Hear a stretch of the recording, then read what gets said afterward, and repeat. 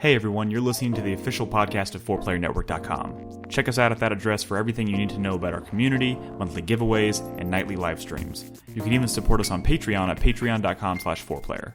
And last but not least, you can catch the live recordings of these podcasts every single Thursday night on our Twitch channel. We hope to see you there. Enjoy.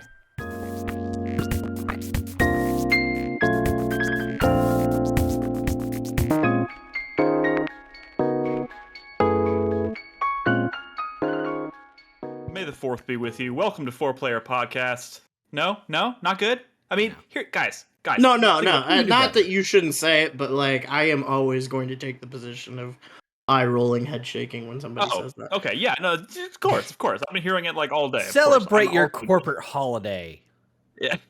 Do it. But I mean, like, I, for one, much prefer First Contact Day. Think about it this way. April 3rd, 2063. The planets have aligned, everybody.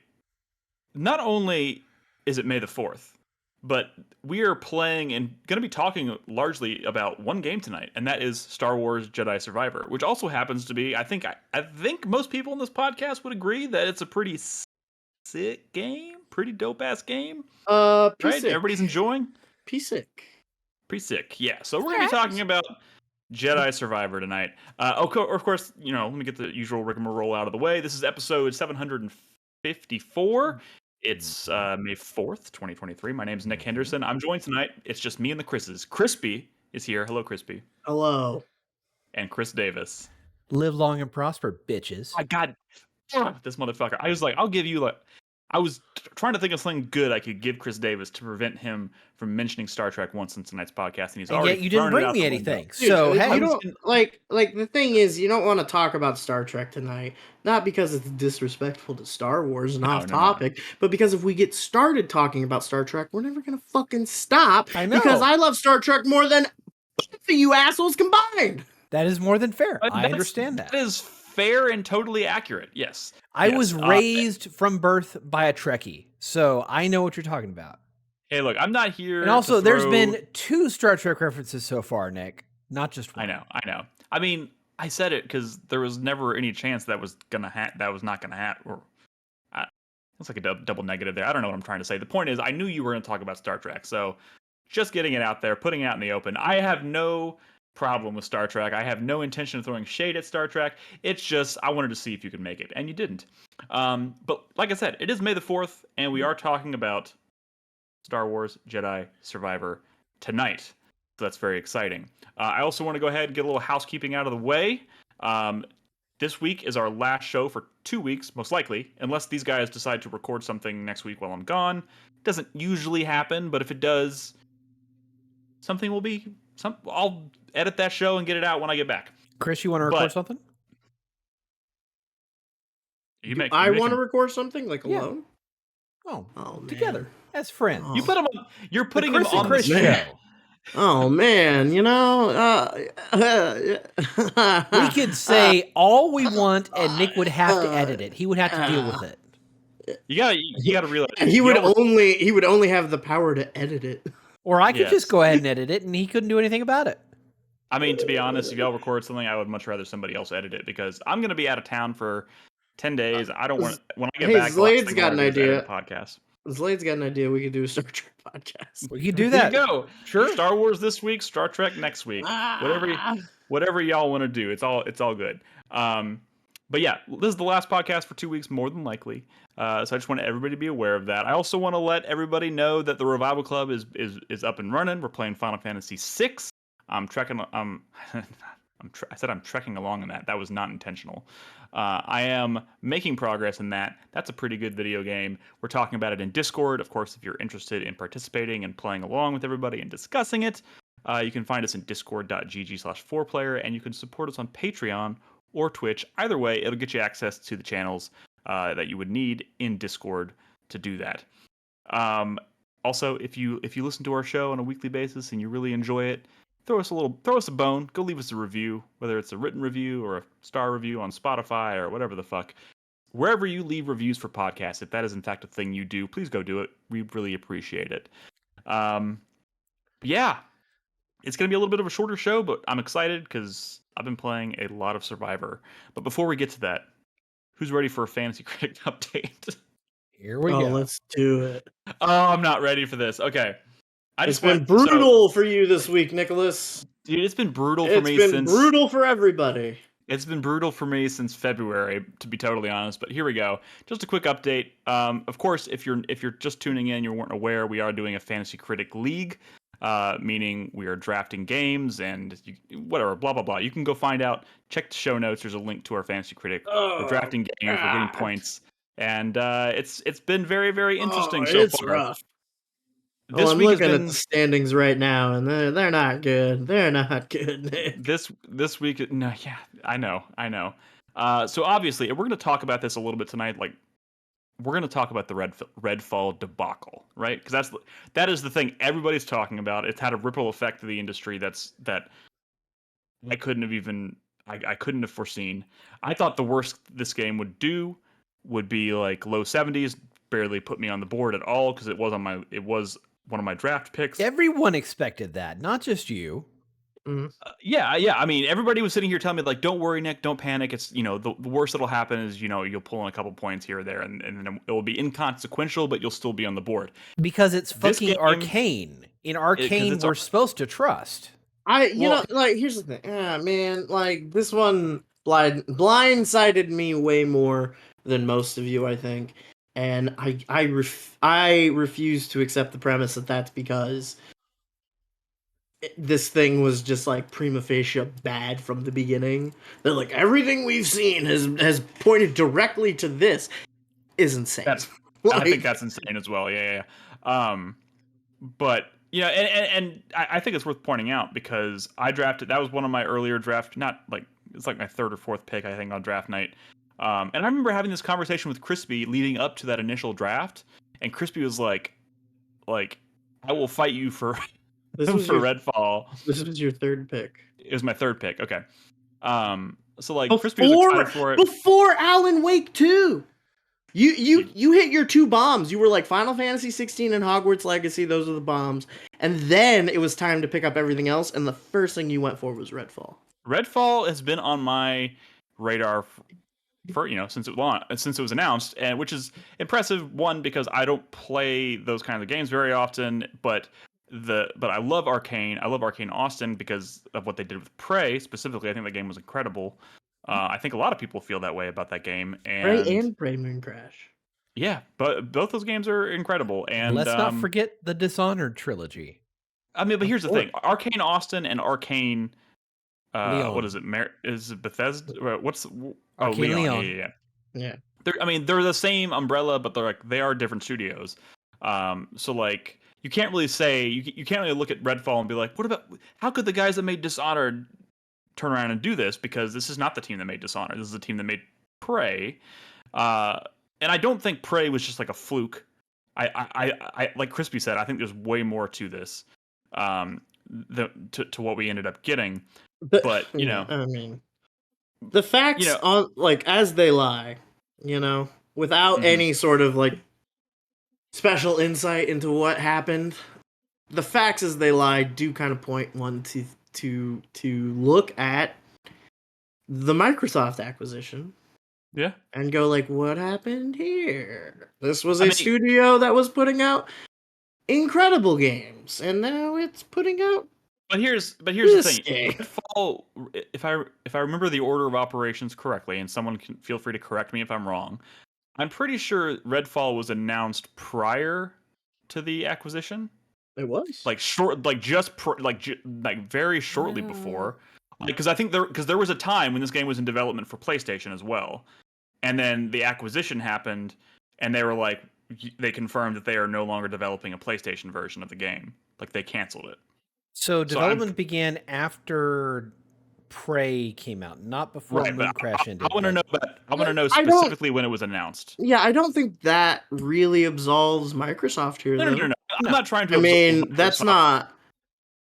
And it also doesn't prove that the idea was like destined to fail from the outset. No. Like, I don't think. I'm not trying to prove anything by saying this. I do think that. Because when it was originally announced, it was announced as a co-op shooter. But to your point, before it was a co-op shooter, I wouldn't be surprised if it started more as an immersive sim and then was eventually someone higher up was like, let's jump on the, games as a service co-op shooter bandwagon. Looks like it would be a good fit, and then try to transition. This is obviously conjecture. We don't know, and we're probably never going to get. This would actually fall very comfortably into the top 3 topic we did a few weeks ago, where we talked about games we'd love to see a documentary about, because I would love to be a fly on the wall and see what the fuck went wrong with Redfall. I think it'd be fascinating. Also, just to clarify real quick on the timeline, Microsoft acquired ZeniMax in March 2021, and then 3 months later, Redfall was announced. Okay, so this was a project that been in development for at least 2 years. Is that 3 months? Is that 3 months for a game that's already like in pre-production, like having just gotten through its blue sky phase of going like, hey, we're gonna do this immersive sim about vampires in a island, northeastern island town. Then they get acquired. Then Microsoft immediately comes in and says, what are you working on? They're like, it's this immersive sim. And they're like, great, make it 4 players and a games as service game. Is that plausible? I don't think it is, but I don't know if it's. I think it's plausible, maybe not likely. I don't know. Yeah, it's hard to say. Like, but I wouldn't dismiss that as a possibility for sure. I really doubt that Redfall was in pre-production at that point. If it was being announced, it would probably be in production. Also, like, to switch gears on a dime like that and have already developed in just 3 months the trailer and the marketing materials necessary, like, I don't think that would work. Yeah, and real quick, because I see our buddy Mike is in chat, and he posted this question just to clarify. He's asking about the team that worked on Redfall. To clarify, the team that worked on Redfall is Arkane Austin, which did Prey and Prey Mooncrash. The team that did Dishonored is based in Lyon. Where's Lyon? France. I'm not going to tell you. France. It's in France. Is it France? It's France. Okay. France. We come from France. So it's not the exact same team, but like that doesn't really. I mean, Arkane as a studio, like this may not be the Dishonored team, it may not be the Deathloop team, but like they made Prey, and that was a really, really impressive game. And I don't think it was a fluke. I think that team is full of talented people, but I don't think there was a lot of people that worked on Prey that also now worked on Redfall. I think there was a lot of turnover at that studio and a lot of new blood coming in and out. But again, I don't think that necessarily translates to why this ended up being such a debacle. I think it's probably a mix of things. It's probably bad management. Yeah. It's probably influences having to do with the acquisition. It's probably a number of. It's like a perfect storm of shit, right? That ended up resulting in this game. I am just skeptical of people who are like, look, this game is bad, like we said it was gonna be, because the ways in which this game are bad were not indicated by anything coming up to this. Like, if you want to say, like, if this game had launched and it was like a competent multiplayer 4-person shooter, and it was, just like Left 4 Dead but with vampires or whatever, and it was just not a technical mess, right? And it lacked that like immersive sim elements to it, and it was just kind of like bland and whatever, that would be a completely different beast than what we've got here, which is like a fundamentally broken game. Yeah. It's bad. Like some of the stuff that has been going around. I was planning on streaming this game regardless of how it reviewed. Which, by the way, I haven't even said it because we're in the middle of a Fantasy Critic update, and we got spun off on the bigger conversation, I suppose. But like, the game is sitting at a 61 on Open Critic right now, which means I've got fucked hard. So I've lost 9 points on this game so far. Hopefully, it doesn't drop much further than that. Just to paint the picture, Nick is currently in last place with negative 1.52 points. Fourth place, the next place up is Chris Davis with 33.88 points.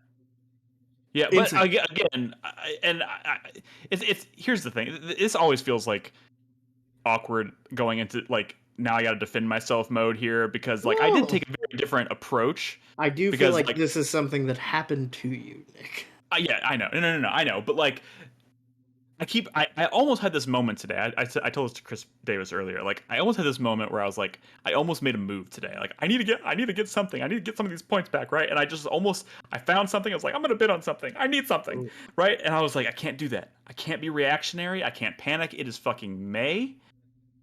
E3, quote unquote, hasn't even happened yet, which is gonna change the whole landscape, right? And I feel like everybody on this league, everybody in any league, right, is taking gambles on a bunch of different games, and we have counter picks coming into play, and everybody somewhere along the line is probably going to lose some points on something, right? That's kind of the assumption.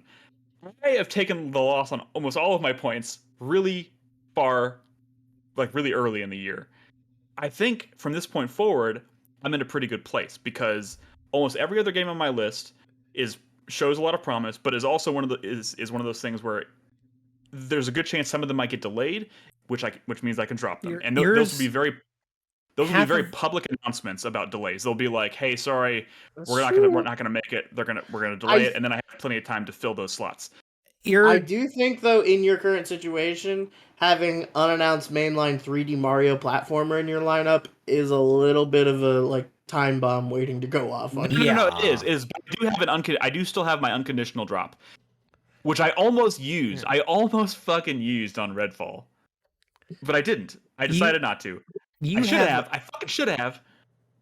You have a lot of theoretical bangers on your stuff. Like I have a lot of theoretical bangers. Alan Wake You have 2. a lot of stuff that could be bangers if they hit, but they not hit. And I'm not talking about releasing. I'm talking about hitting. Yeah, back up, because Chris Davis just lumped Final Fantasy 16 in with the theoretical bangers. Bitch, that is the banger. I mean, I don't know, man. I think there's a lot of hype for Final Fantasy 16, but I also think back there was a lot of hype for Final Fantasy 15. So. Yeah, Chris Davis. A lot of the anti-hype for 15 came after what is the open critic on Final Fantasy 15? It's an 85. Yeah, that would be most of us would kill for an 85. Yeah. I'm not worried. Not to mention it. Final Fantasy 15 had all that shit where it was connected to Final Fantasy 13, and then it got spun off, and this doesn't have any of that shit. But I'm not worried about have a lot of Final Fantasy risks 16. here, like Silent Hill 2 remake. Yeah. Here's the thing. I think there's a good chance I'll have to drop that one. But honestly, out of all the games I have on my list, that's maybe the only other one that's a little risky, I think, because everything else, if it hits, I think it'll pull in some points. Anyway, I don't want to get. We're getting into the weeds here. I don't want to. We've had these conversations before. The point is, I've taken a lot of hits. I'm in a bad place right now, but I have to keep reminding myself: don't be reactionary. You gotta plan your moves carefully for the rest of the year, and that's what I'm doing. That's my plan. But we do have one new bid this week, and I'm pretty sure the bid is from Brad because he put Humanity on the board. I don't know much about Humanity. The game Humanity, but I know he's been talking a lot about it in Discord. It's one of those kind of weird but ambitious looking projects. I'm probably gonna butcher it if I try and talk about it because I know next to nothing about it. But it's a puzzle game. It's a puzzle game that kind of reminds you of Lemmings. Right.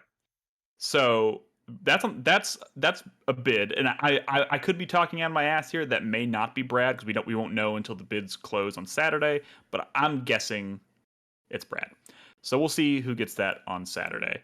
And that's pretty much it, guys. You know what's funny? We were over here sitting telling Chris Davis Chris Davis, drop Dead Island 2, drop it like the fucking plague. And I would have been better off. I would have been better off with Dead Island 2 than Redfall. What upside down, topsy-turvy fucking world do we live in? Yeah, dude, you got really close to hanging this millstone around someone else's neck a couple of times. Yeah. And it just never quite worked out, and not really for any fault of your own. Brad's being a little bitch in chat. I don't care. But the fact that I didn't take your trade, I mean that really could have gone either way. You know what I mean? I also want to be clear, Crispy. I proposed a trade for Redfall, thinking that the worst I was gonna do to Crispy if he took it was give him 1 or 2 points. I thought that, again, worst case scenario it gets like a 71 or a 72, whatever. God, I never would have imagined I'd be losing almost 10 points on this fucking game. Like, what the actual fuck? Okay, well, you would have lost a lot more if Suicide Squad had actually dropped this month. Actually, Brad is in chat and he reminded me that we've been waiting on 2 games to get enough review scores to even chart. War Tales, which is on Brad's list, finally charted. I think it has like an 83 right now, so it's 13 points. And Crispy, Last Case of Benedict Fox, also in the negative right now. I think what's that at? I haven't looked at it lately. It's like a 65 minus 2 or points. 68. Yeah. Well, it's 68 right now. And so he lost 2 points. God, I would kill to just lose 2 points. Yeah, and Brad keeps like doing a victory lap on that, like as if that means fucking dick to me. Like as if he isn't sitting here with like negative 11 on his board. I said this before we started recording, but I'll say it again so it's recorded because Brad, I'm sorry, Brad, you're in chat. You're gonna have to deal with this because you're on the podcast tonight. But Brad tried to comfort me in Discord by saying he's like, we're in this together now, bro. We're the underdogs now. You and me. Like we're the underdogs. And I had to be like, Brad, you motherfucker, you have 57 points on the board. And at the time I had 1. I now have negative. What am I at? -3 now? -2? -2. I'm now at -2 points, and he has 57. The audacity. Anyways, sorry. I feel bad. Brad's not here to defend himself. But anyways, let's move on. No, don't feel bad. Don't feel bad. He's a fucking chat bully, okay? Like we deserve a little bit of revenge for the years of bullshit that we've had to put up with Brad.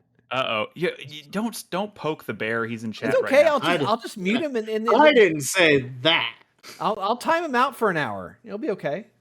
Don't do it, Chris Davis. Don't do it. Okay. So I think we kind of really. So I had kind of a couple. I wanted to talk about the Redfall debacle a little bit before we get to the Star Wars stuff, and we kind of covered a lot of it. But there's a couple things we didn't mention. One of which being. So Phil Spencer went on the Kind of Funny podcast this week and talked about it pretty openly. I didn't. I'm gonna be honest. That's the kind of thing where I was like, you know how I am with cringe videos, right? Like I can't. I was like, I don't know if I can watch this. So I caught like the highlights. Okay, I caught the highlights of it.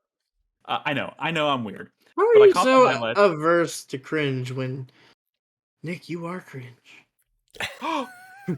Damn. That's the meanest thing Crispy has ever said to me.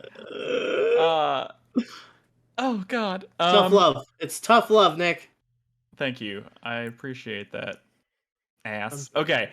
But Phil Spencer went on Kind of Funny and had a pretty, I think about as candid as you could hope for someone in his position, right?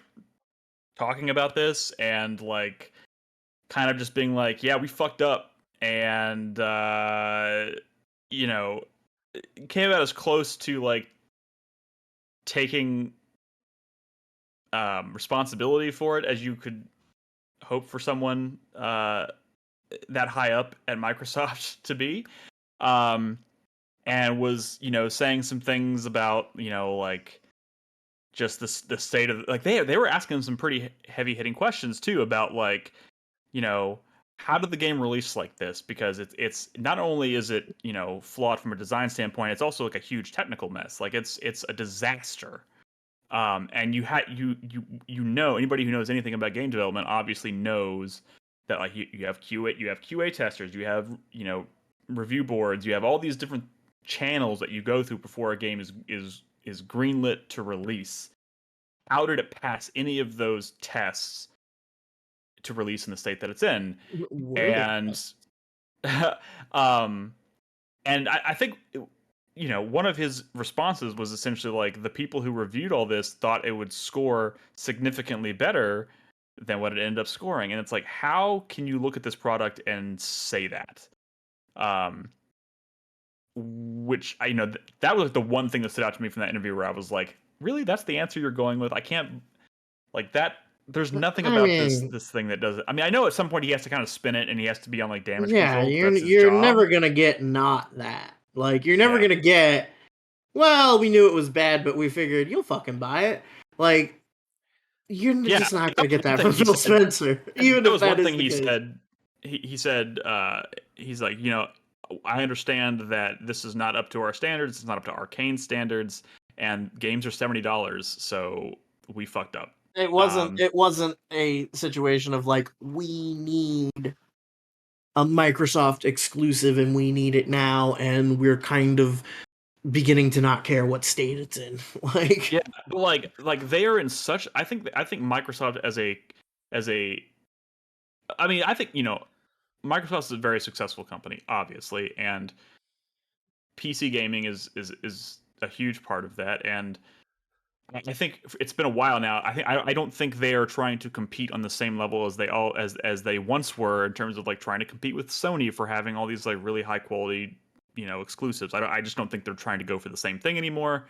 But like I do think for quite a while now they've been in this position where it's like if you are going to try to release something that is exclusive to your platform, you can't afford to release something like this. Like you don't have like if I don't think anybody can really afford to release something like this, but like I feel like if Sony did this or Nintendo did this, which not saying they haven't before, I guess, but like I think this is a pretty unique situation. But like if Sony were to release like a major first party project that was in this state, people would be pissed, of course, but it would be balanced against like, okay, but you've also released like the last like 10, 15 games, like AAA exclusives that are just like polished to high hell, and this is obviously the oddity. I don't think Microsoft's in the same position. So what are they thinking? The second question I have is, what do we think this means for Arkane Austin? I don't want to be like the Debbie Downer here, but like, do they survive this? Is this They like survive. What They happened don't die. to what happened to Sony Bend? I mean, isn't that kind of like No, what was going on with? What's wrong with Sony Bend? I mean, they're making a brand new IP I'm right now. Like they're okay. doing great. I'm thinking of a different studio then. Who was the last one that? God damn it! Somebody put out. I think you're thinking of Days Gone 2 didn't get greenlit, but Sony Bend is No. doing great. What studio just put something out and now they're basically just working on support for other studios? Yeah, Was it another Microsoft? I mean, I feel like they've put several studios as like Call of Duty support studios. Oh, 343. That's what I'm thinking of. 343 fucking ate shit on Halo Infinite, and now 343 is just a support studio. Like, which is crazy because Halo Infinite had its own set of problems that led to that situation. But like Halo Infinite at its core, like when you're in a game of Halo Infinite playing, it is not the just like technical nightmare that is Redfall. You know what I mean? They made some weird decisions with that game, and there are some weird technical like decisions going on there. But yeah, it's the roadmap that they planned for Halo that kind of fucked it. Yeah, or like other weird things where it's like the game technically has the ability to do co-op, but they scrapped the official co-op mode. But you can still kind of play co-op if you know how to do this weird glitch exploit thing. Split screen co-op, just to be clear. Right, split screen. Which I mean has always been a hallmark of Halo, but I don't know. I don't know. What does that mean? But is this the question? I think the actual question is like Arkane Studios, Arkane Austin isn't dead, obviously, but are they going to get the same kind of treatment that 343 got? I'm concerned they're going to become a support studio. Yeah, I'm not as convinced that. No, that's not happening. I mean, here's the thing, Chris Davis. I want you to tell me what your reasoning is, because not only is Redfall a disaster, it's also something they released primarily on Game Pass, and like this thing is not going to sell. Like the noise is too loud. It's going to be a huge failure, both critically and financially. And I just don't see them giving them another bone. Also, like what? No, I don't know. I don't think it's going to happen because there's too much independent talent at Arkane Austin. And let's remember, Arkane is two separate teams. You got Leon and Austin, so you cannot forget about Leon. I'm not saying I shutter Arkane. I'm saying they're going to shutter Arkane Austin. Austin. Anything. Yeah.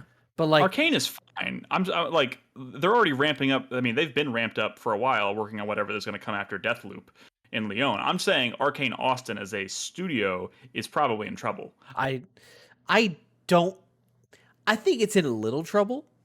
I don't think it's in we're going to shutter the studio or we're going to completely just make you a support studio arrangement. I don't think that's going to happen. No, the only reason I'm even putting that out there in the world is because this is like approaching cyberpunk levels of bad. Just in terms of like the lead up, the hype. No, You don't think so? No. I don't think so, because Cyberpunk was like the Jesus of video games. Everyone really thought. Yeah. Like people were walking around with some weird ideas in their head about Cyberpunk.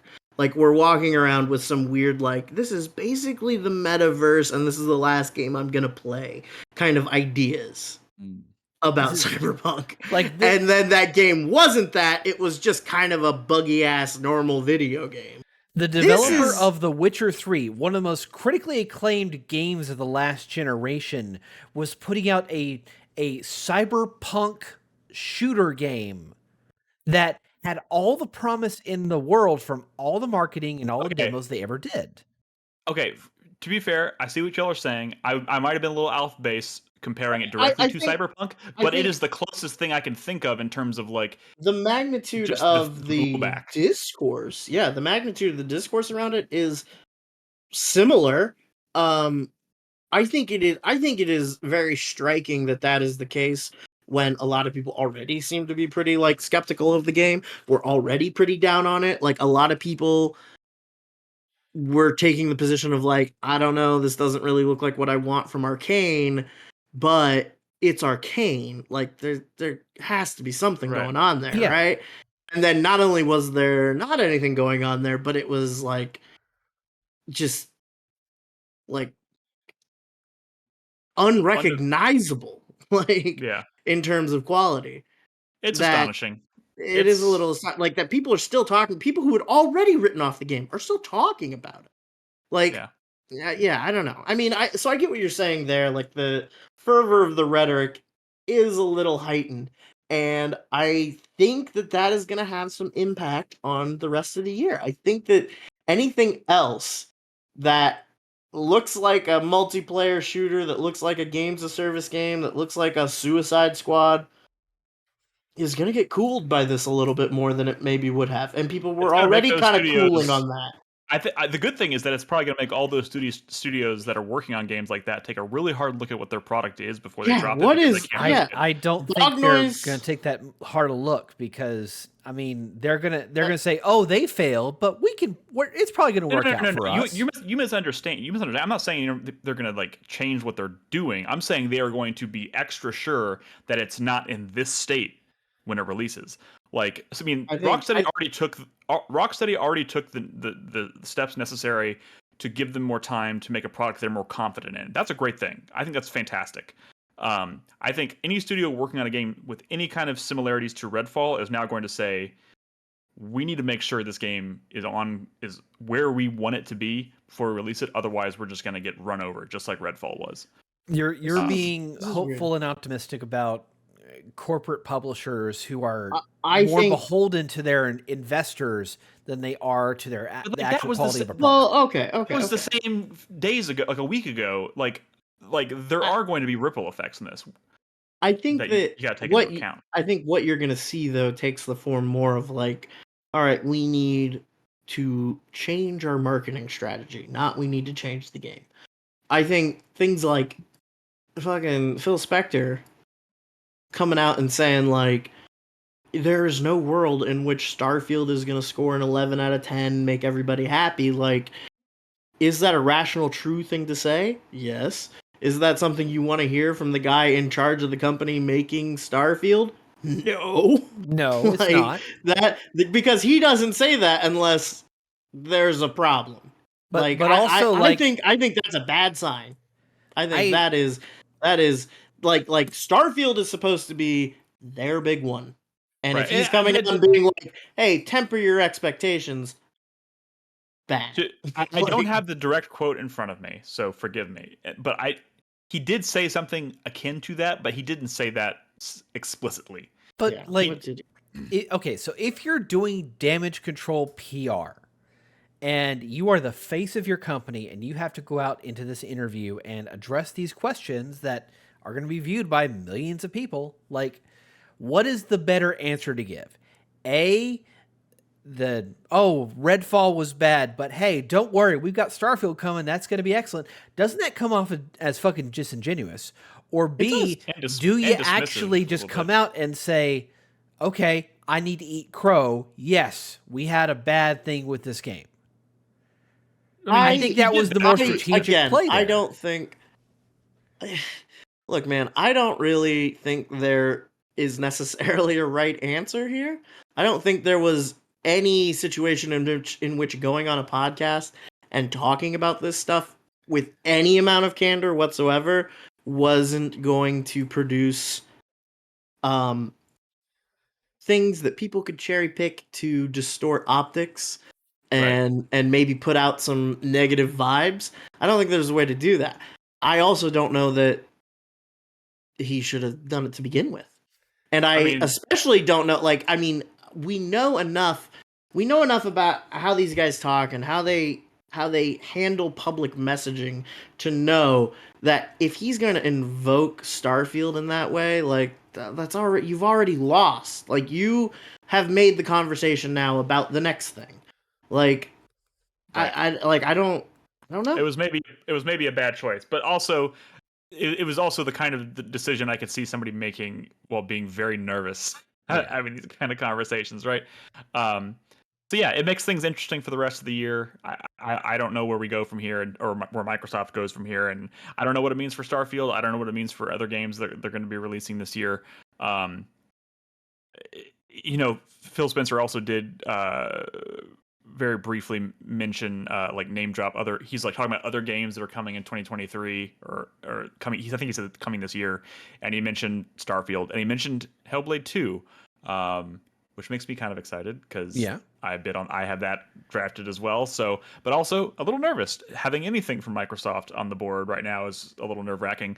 Let me flip this on you. So, a popular tweet that's been going around today has been about looking at Metacritic scores, not sales numbers, but like Metacritic scores. And here's the 10 previous releases that Microsoft has put out in the past 2-3 years. Okay. Psychonauts 2, 87. Forza Horizon 5, 92. Halo Infinite, 87. Deathloop, 89. Ghostwire Tokyo, 82. Hi-Fi Rush, 87. As Dusk Falls, 77. Grounded, 82. Pentiment, 86. So if you look at it just from that perspective, it gives you like super dire. Yes. You're right. So before we move on from this conversation, I do just want to clarify that the whole Starfield 11 out of 10 thing, he was specifically talking about the state of the console market right now. And the quote was, there's no world where Starfield's an 11 out of 10 and people start selling their PS5s. That's not going to happen. So I'm not, it wasn't my intention to imply that he's saying, don't, expect a 7 out of 10 out of Starfield kind of thing. But I also don't know that it's necessarily to his benefit or a good sign that he would be that candid about it. I think that kind of invites the comparison of like, okay, well, is there a world in which people would start selling their Xboxes? Because it feels like we're getting there. It feels like we're there.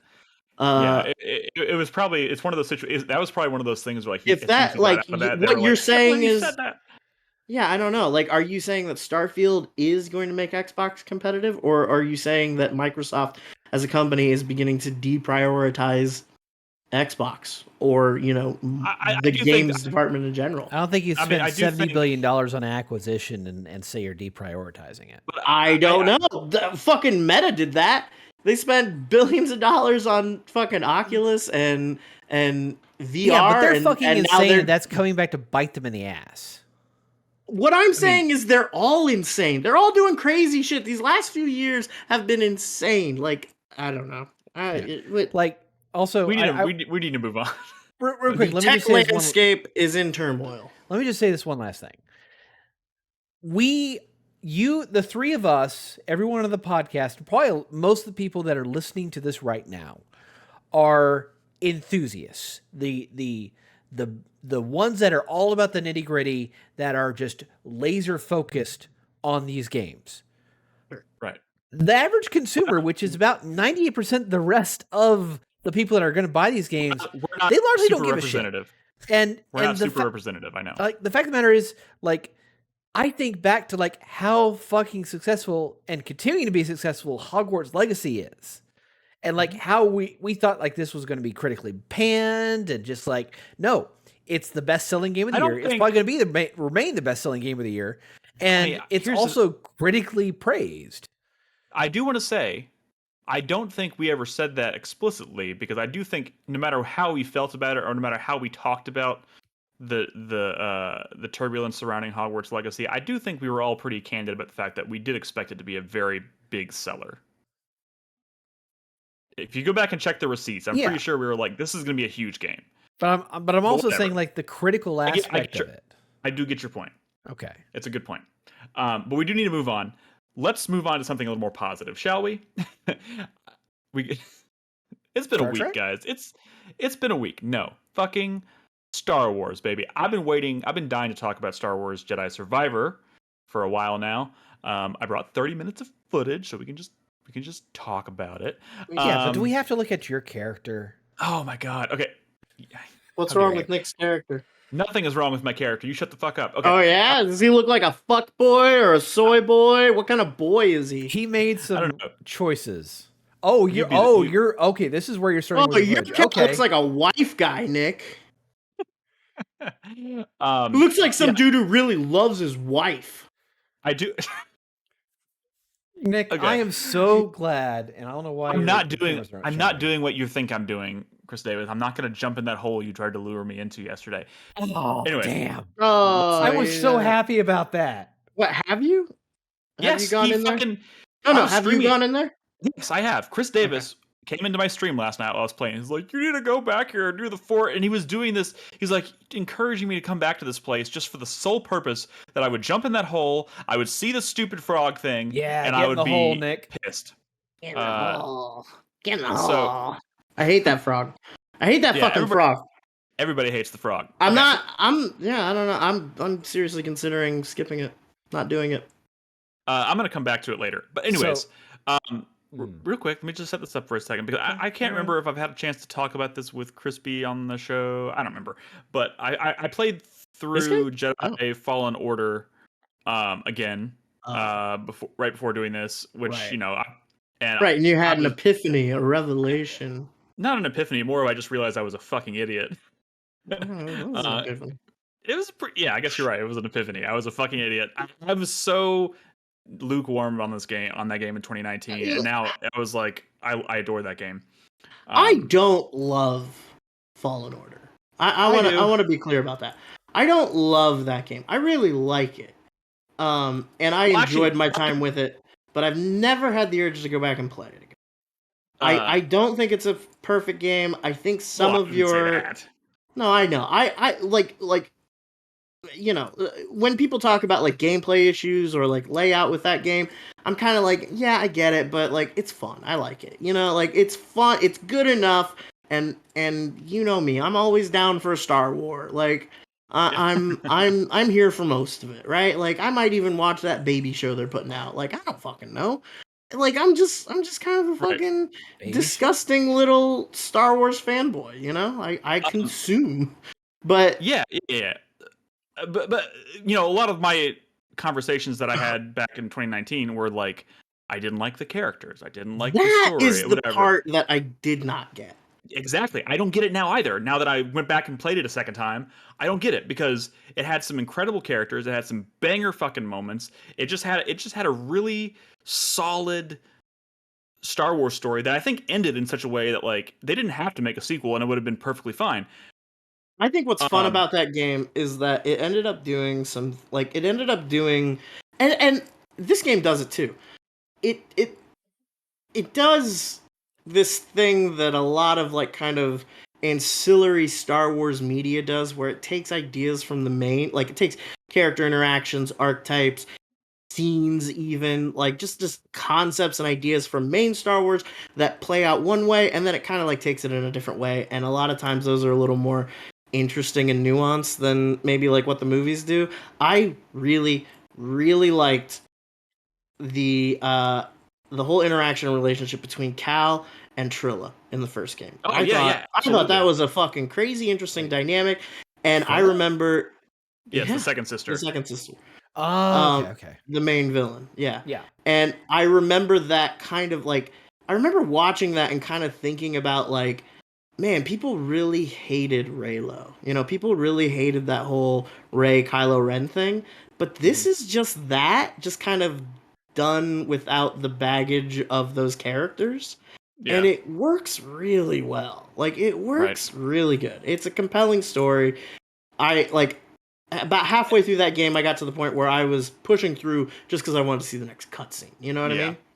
Yeah, and I love it. I love it when games do that. Like, I feel like it's pretty rare these days because so many games are so focused on like just giving you just countless things to do. But like Yeah. that game pulled me like more so the second time. Like this second round, I played it for like I almost 100% of the game, but it was pulling me through because I was so into the story, and I ended up loving kind of just like the poetic nature of like the ending. Like you spend this entire game, I'm not going to spoil it, but they spend this entire game building up to something, and then the decision they make at the end with it, I thought was just really, it was chef's kiss. It was great. So I It's wasn't really sure what they were going to follow it up with. and it's honestly like you know I don't want to get into it or anything, but like Cal is kind of faced with a decision at the Yeah, end of the first game, and it is one that he decides, and thematically it kind of plays out similarly to what we might have seen from like Luke Skywalker in the sequel trilogies if we had seen any of the like interceding like 30 years between Return of the Jedi and like you know the right, beginning of the Last Jedi, right? Yeah. right, And I like people took issue with some of those creative decisions like based on the internal rationalization of the film of like what the character decided to do and just kind of like lambasted it as being prima facie bad. Like this thing on its own, like this idea that like Jedi are bad or that are they're problematic or that there might be a reason to not want to do this is bad and anti Star Wars. And Fallen Order did it in a really convincing way that I think really again kind of shines because it just doesn't have the baggage of like the movie characters attached to it. You know what I right. mean? Yeah, absolutely. That's actually very well said. And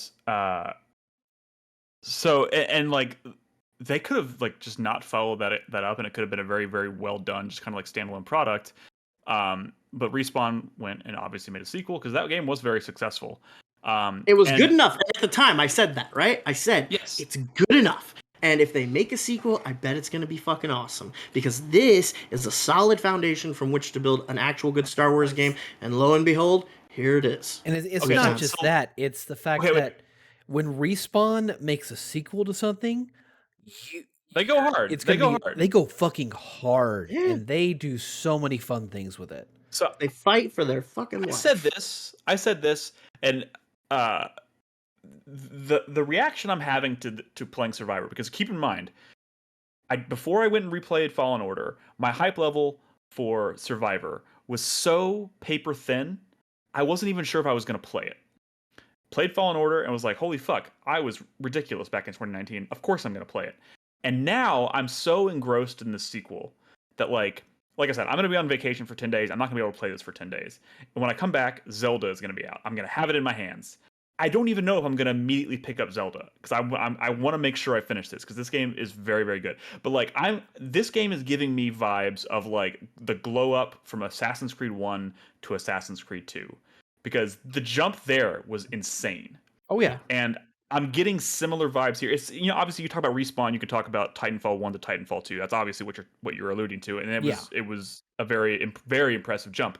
And they've managed to do the same thing here. But like it's even just based on like what they had shown from like the initial trailers and the preview stuff, like I did not expect this game is like a fucking onion that you just keep peeling layers off and finding new interesting ideas, systems, just really interesting lore, cool, just like I don't even know where to start with this game. Well, how about this? You mentioned vibes, right?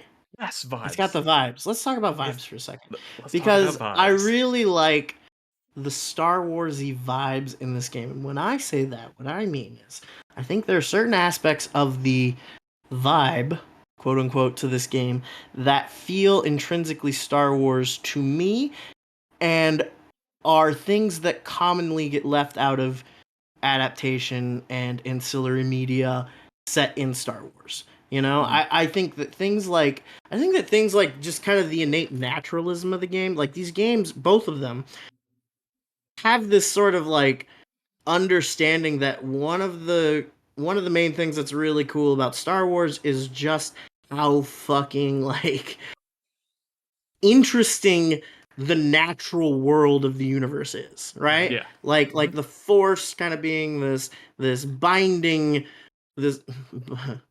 binding force, right?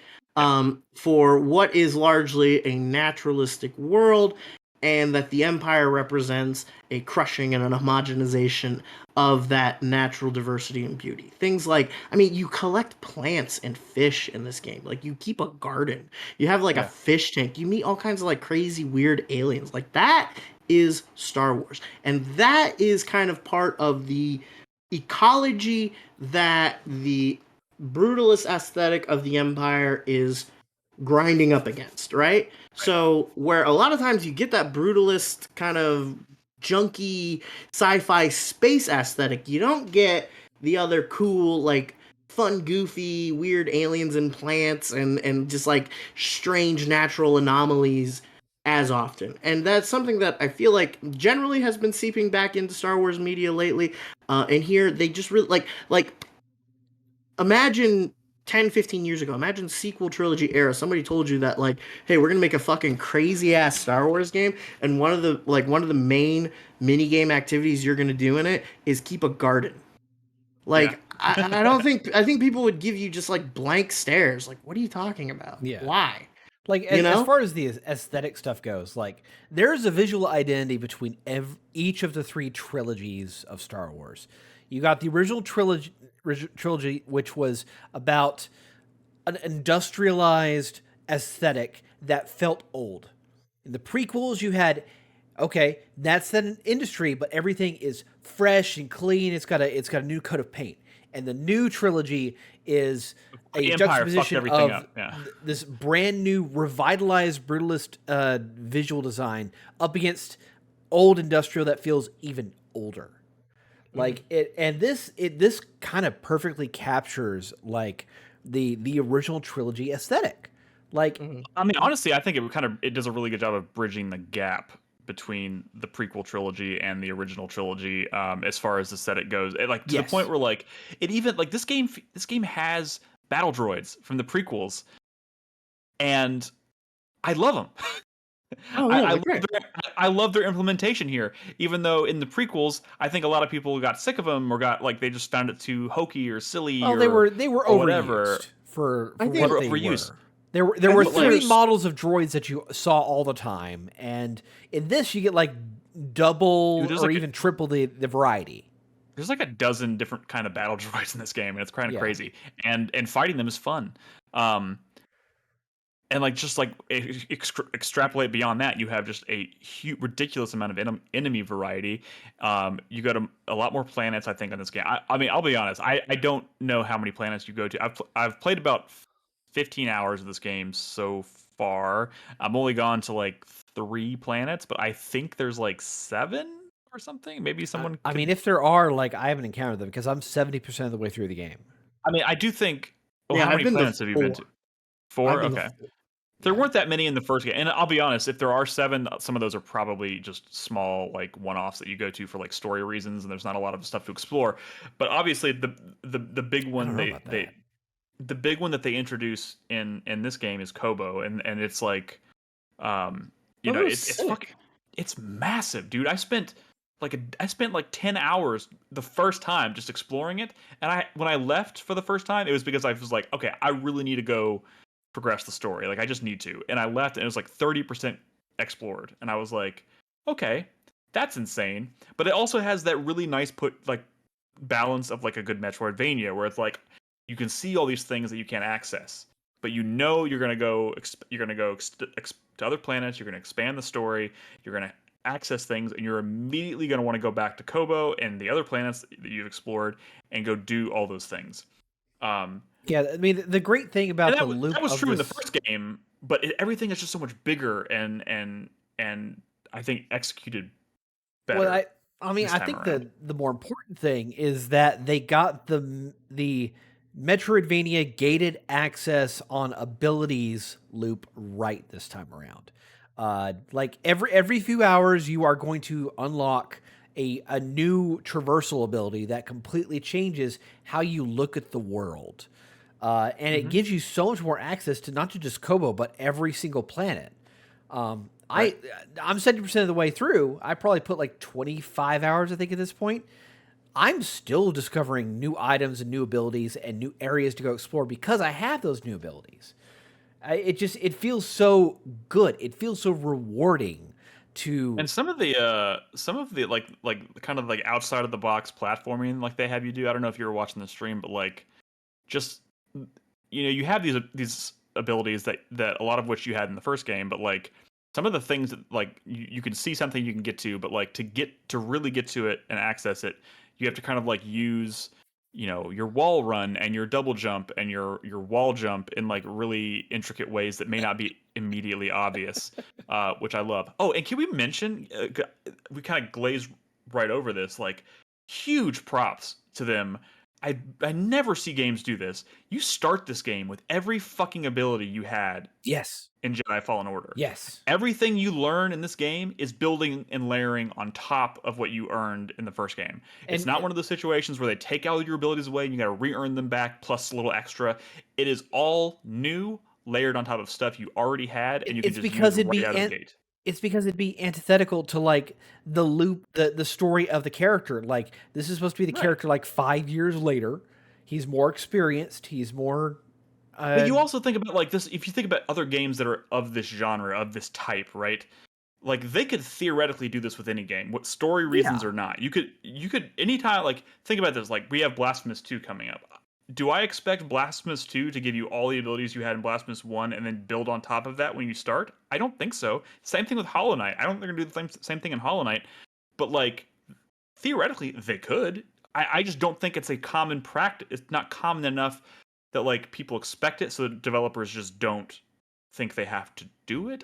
Maybe that sounds like I'm calling some developers lazy, and I'm not trying to do that. But, like, it's just not the norm. And this game right out of the gate kind of breaks free of the norm in a really unexpected way, and I fucking love it for that because it's made every moment of gameplay feel new. Well, at the same time being familiar because you have all the other stuff, but like I know I'm not going to have to like spend a bunch of time earning back a bunch of shit that I did in the first game, and that's fantastic. I wish more games would do that. Yeah, but also like they have. Respawn has absolutely figured out how to do platforming right. Like you look at this area that you're in right now, Nick. It is for people who aren't watching. It is this big volcanic area where the only way to get around is to use these bird-like creatures to glide between pillars above the lava. And this is where you earn your next traversal ability, your next item for access. Actually, I do get it. I think. Well, no, I thought I got it in this footage. I can't remember if I did, but okay. Well, you're in the room. I think that you get it. So no, it's not this one, but I know what you're talking about. Okay, but either way, like it's a tool that basically gives you the ability to manipulate the growth that's goo? happening on this planet. The Cobalite, I think it's goo? called. Whatever it's called. Yeah. But it's a puzzle element that pops out throughout the game. I mean, it looks like corrupted like vines and stuff, basically. But you get you get the item that goes into BD, or your little robot companion, and then from there you discover a whole new way to do puzzles. You discover brand new access routes for areas. Like, here's what I really like about this game is that it has this 3D map built into it. And at any point that you come across an inaccessible door, like in a proper Metroidvania, it will say you can't access that. But it's red if you can't access it. It's red. But yeah. when you get the ability to go through that door, then it becomes green. And oh, I can go explore and do this, and Question. what's behind this? And it's a big sticking point for that first game was people hated the map, and this feels like an evolution of that map. How do y'all feel about it? I find it to be a bit more useful. Significant improvement. It's fine. Okay. Definitely have been some moments where I am like looking for something and like I just can't. Like, you know? Yeah. Like I mean I've gotten far enough where I have the upgrade that shows you like where unrecovered chests and everything are. And like I've been spending a lot of time going back trying to pick those up, and there are some times where it's like I'm looking at the map, I'm looking where I am, and it just like it doesn't seem to correspond to the topography at all. Like I wish it was maybe a little easier to control the map in a 3D view. That's the one thing I will say. I don't think it's terrible. I just don't think it's like the best. If you know whatever. It was rough in the first game. It was rough in the first game. It's still rough here.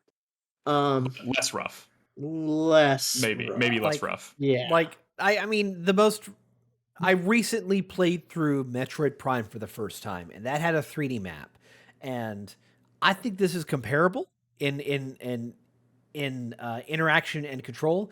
I say you're gonna upset some people. Well, you know, also Metroid did a lot more to like just kind of like when you'd open the map, it would just be like, "You're here. You want to go over here," and like just fucking scream it at you, you know. Yeah. And this game it could be like that. I don't know. Yeah. I think it works really better than it probably could have. I mean, I think there's room for improvement. I don't think it really hinders the game that much, or at all. There are definitely actual like problems to talk about. Okay. Here's the problem. Well, okay. I mean, the biggest, most high-profile one is going to be the PC port. If you are playing on PC, no, you're not. Like, yeah, it's a disaster. That sucks. I mean, it's not just PC port. Like every version of this game, every version has been rough, but the PC one, the PC port is evidently disastrous. I think I've had, you know, I've had maybe 3 crashes so far, and I'm averaging one maybe every 10 hours. I haven't had a crash yet, but I also I haven't played as much as you have. But just a quick yes, PC port, very, very bad. And shameful that they put it out in that state. Again, it probably should have been delayed until it was ready to go on all platforms. PS5, I've had a relatively smooth experience on PS5. I have too. I mean, I will say this: for those who do take the plunge on PS5, it is highly recommended. 1, you turn off HDR, and 2, there's a setting in the menu called usage sharing that is on by default.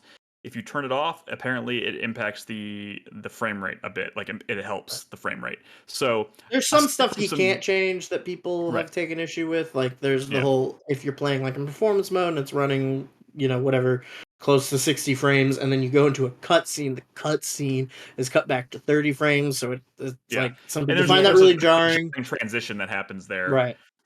Which is annoying, but hardly a deal breaker, at least for me. And there have been a few minor frame rate hiccups that I've noticed, but nothing that has detracted from my experience thus far. I tend to not have like the I'm not like super sensitive to like frame tearing and stuff. So like maybe it's going to be worse for some people if you find yourself constantly annoyed. Like if you see one frame drop, it's going to like really eat at you.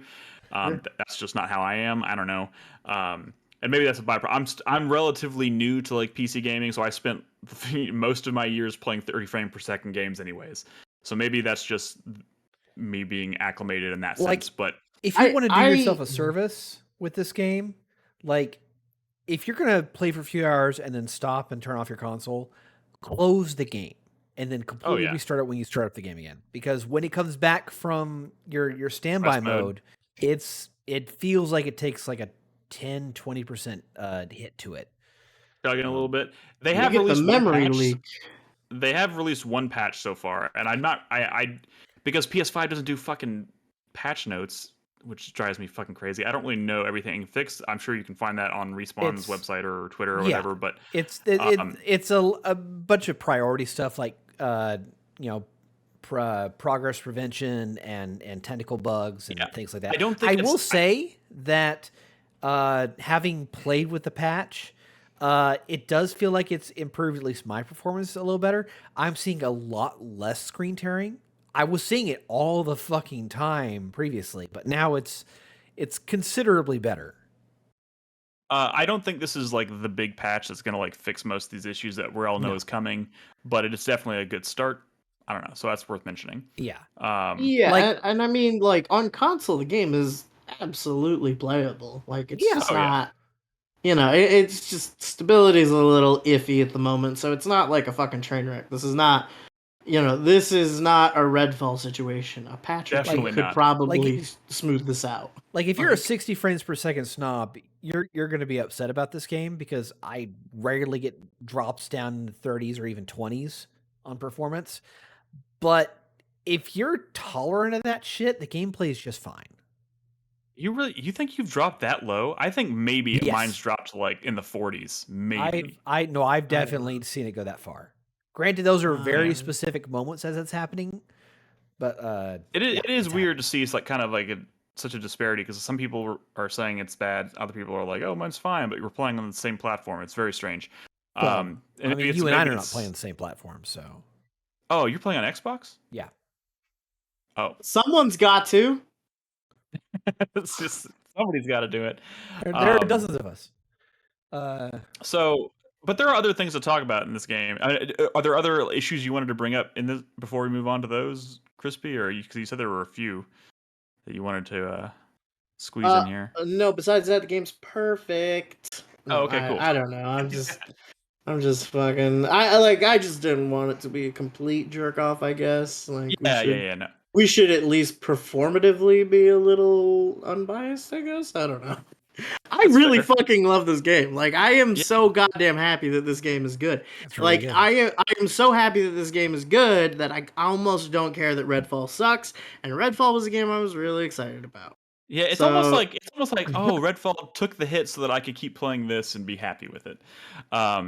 Because this has been a great experience for me so far. In fact, I would say as of right now, this is the game to beat because I think if I was really going to come up with some kind of criticism, if I was going to come up with something to criticize that like not just make something up, but like something that has been on my mind while I've been playing, I would probably say something along the lines of some of this stuff, like the grappling hooks, like the traversal mechanics, maybe feel a little too instanced and don't feel systemic enough. Like it doesn't really feel like I can just kind of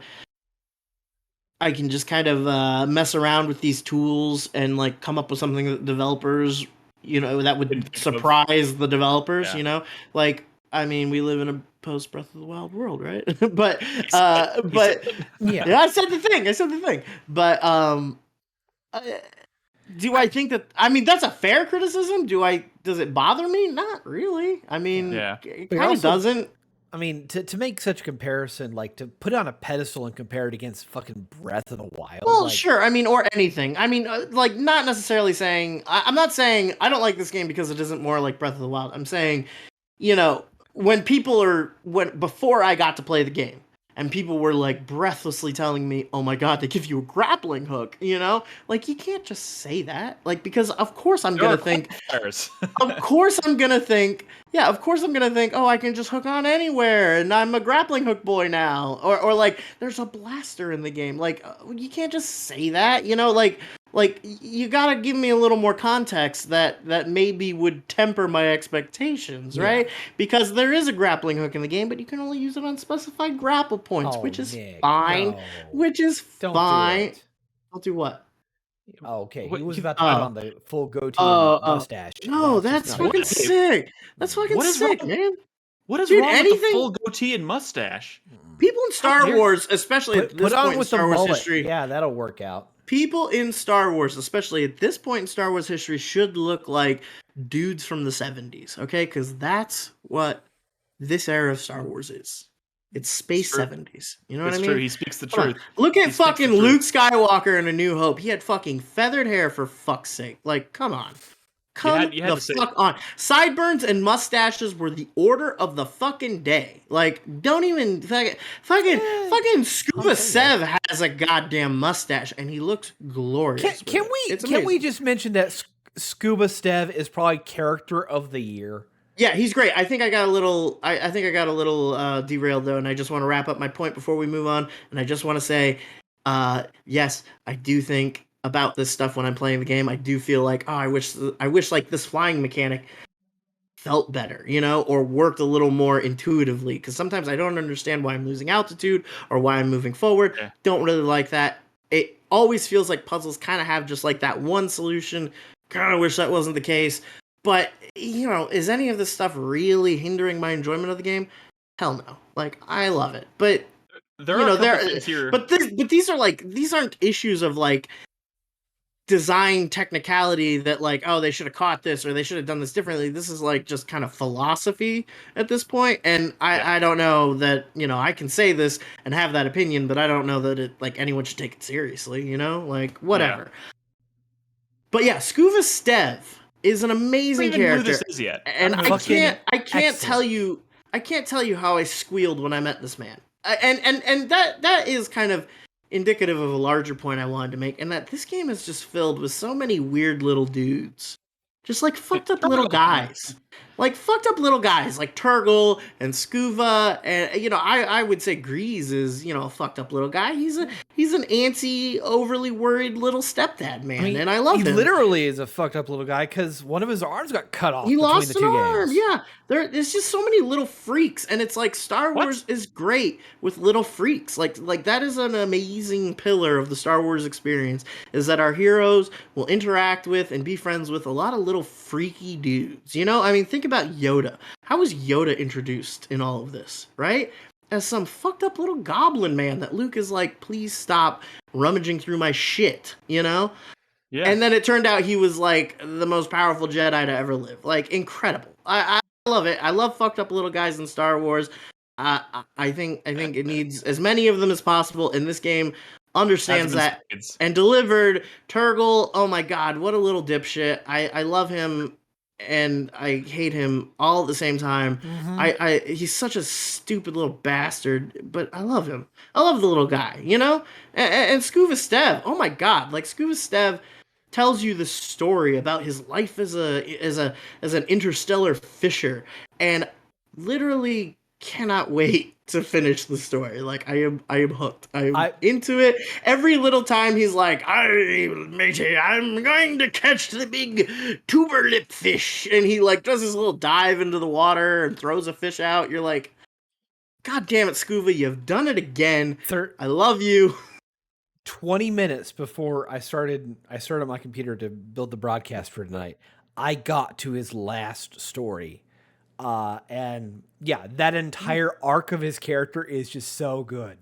So like, good. Nick, how have you not found this character? He's fantastic.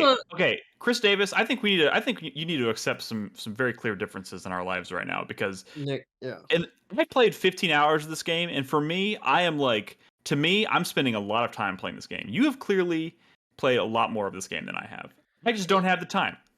On a good day, I can squeeze in 2 hours of gameplay. I found Scuba Stev within my first 5 hours of playing. I don't know who you're talking about. Is he on Kobo somewhere? Yes. Kobo's huge. Kobo's You will huge. find him eventually. Don't worry. You will find him. Don't be afraid to talk to little men in diving suits on little boats. Especially if they have it's Scottish incredible. accents that are very Incredible. heavy. Incredible. And like Scuba Stev is going to get a lot of attention. I do think he is like one of the best supporting characters in a long time. I love him. I would die for him. Okay. But Yeah. I also think people like Paley is really great. Like the garden lady, the big garden lady. The lady who tells you about all the plants. She's so good. Fucking Grease is like, I loved Grease in the first game, and I love him even more here. I love Monk, the bartending robot. I love all the people that you meet in the bar. Like this game is kind of built around this idea of like building a little community of like weirdos and outcasts. And they are, without exception, all delightful and lovely. Like, you're not just building out bar patrons, you're restoring life to this town that has been overrun by raiders and wildlife. And all of those people that you recruit back to the cantina end up having, like, they serve a purpose. Like, you can trade certain things with them that give you a lot of them more than that. Not all of them, but a lot of them do.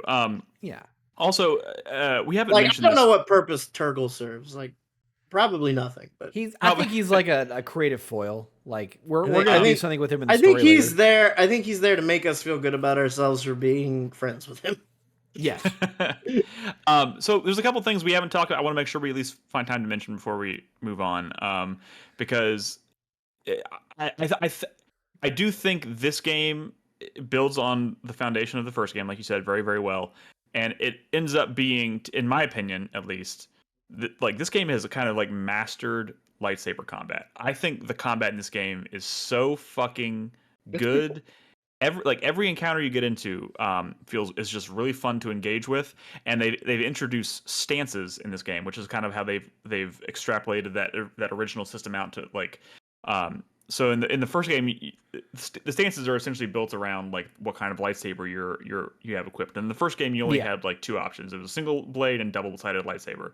Now you have 5, and I finally unlocked the 5th one the other day. So I'm running around with the crossguard. I'm putting points into my blaster stance, which is basically you're carrying a lightsaber in one hand and you have a blaster that you use to like accentuate your attacks with the other, which is just a really cool way of fighting in this game. So good. Have you maxed that tree out yet? Not yet. I haven't maxed there out are two there are two fucking absolutely baller abilities you get with the blaster tree, where like one of them is you basically get to do Deadeye from Red Dead, where you just hold a button, time slows down, and it's like and it targets everybody, and he does quick shots, bam, bam, bam, bam, and like shoots them all with charged shots. It's super cool. And then there's another one where like when you hit fire right before somebody hits you, instead of parrying it, you can just hit fire and he bam, just like fucking Greedo blasts them. It's fucking sick. It is so cool.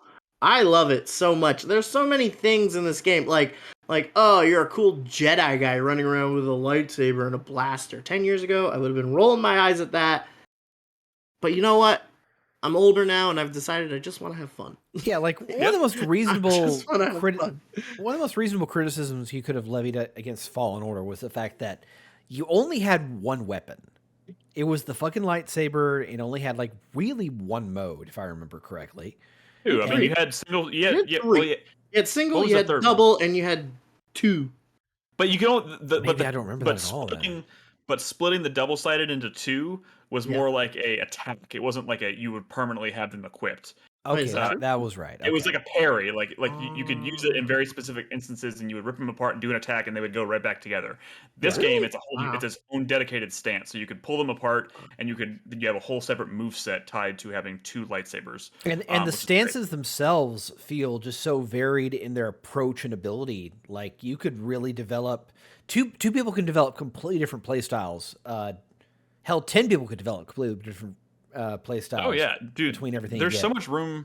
There's so much room for customization of your character between, and not just from a looks standpoint, but about like just the way you choose to play, the stances you choose to go with, the points, the trees that you choose to put points into. It all feels just really, really, really, really good.